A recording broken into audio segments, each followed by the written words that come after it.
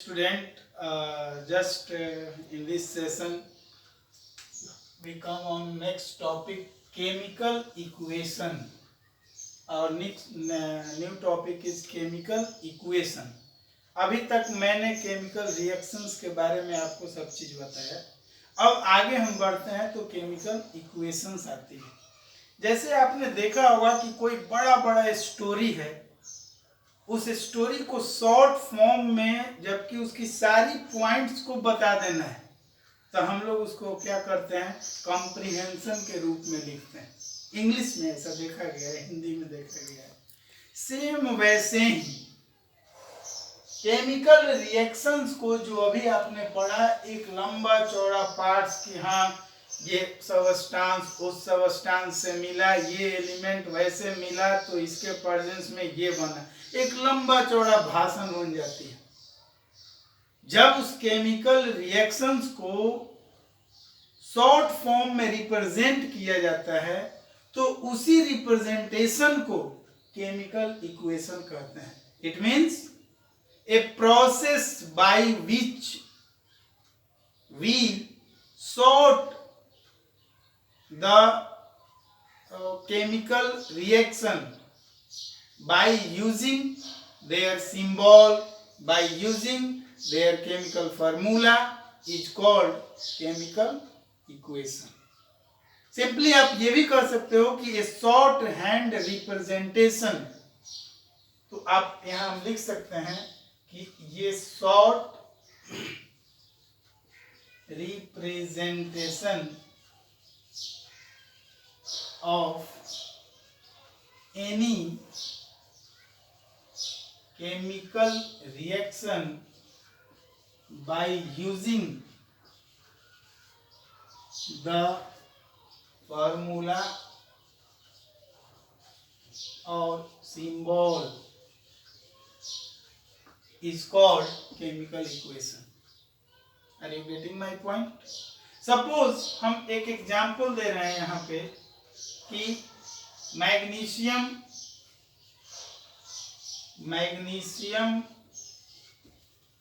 burn in air, then it forms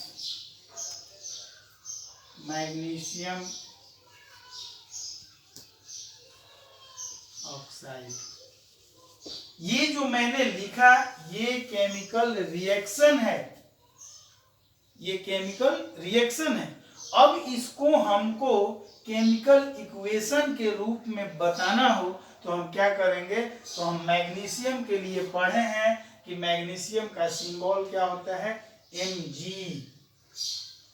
burn means जलना, और जलने की प्रक्रिया, जलने का जो प्रोसेस होती है वो जब भी होती है तो ऑक्सीजन के प्रेजेंस में, तो वही कह रहे हैं burn in air, it means कि plus O2 oxygen and it forms magnesium oxide. ये फार्मूला है, ये फार्मूला है, ये सिंबल है।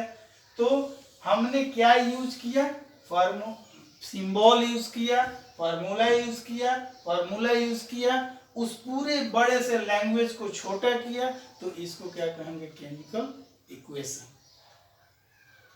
जब भी केमिकल इक्वेशन की बात आती है तो दिमाग में आ जाता है कि कैसे हम किसी रिएक्शन को केमिकल इक्वेशन में लिखें।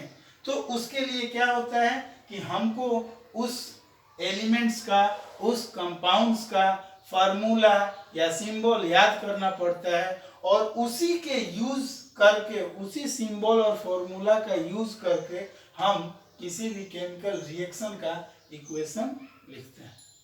आगे बढ़ते हैं हम।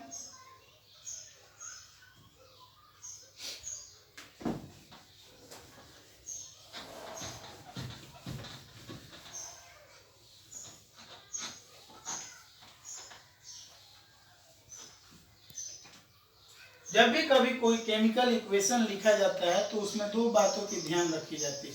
पहला बात कि उसका रिएक्टेंट और दूसरा उसका प्रोडक्ट।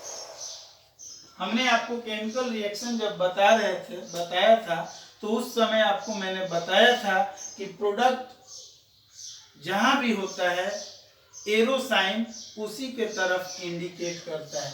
इट मीन्स कि रिएक्टेंट और product both are separated by a sign arrow and the sign arrow always indicates towards product. तो इससे क्लियर हो गया कि रिएक्टेंट जब भी मिलते हैं तो प्रोडक्ट बनाते हैं, और ये एरो साइन जो है ये रिएक्टेंट और प्रोडक्ट को क्या करते हैं, सेपरेट करते हैं. हमने अभी आपको एक एग्जांपल दिया है यहाँ पे, मैंने आपको कि Mg react with oxygen then it forms MgO. इस रिएक्शन से हमें एक और पॉइंट याद आया कि आपके एनसीईआरटी में हमेशा इस रिएक्शन से एक क्वेश्चंस पूछे जाते हैं. आपको मैंने पहले भी बताया है कि जब भी किसी एग्जाम्पल्स टॉपिक से रिलेटेड क्वेश्चंस बोर्ड में पूछे जाते हैं उसको हम हाईलाइट करके आपको बताते रहेंगे. इसलिए आप इस चीज को ध्यान से देखेंगे और लिख लेंगे. इस रिएक्शन से क्या क्वेश्चंस आती है वो मैं आपको जस्ट बताने जा रहा हूं. इसमें क्या होता है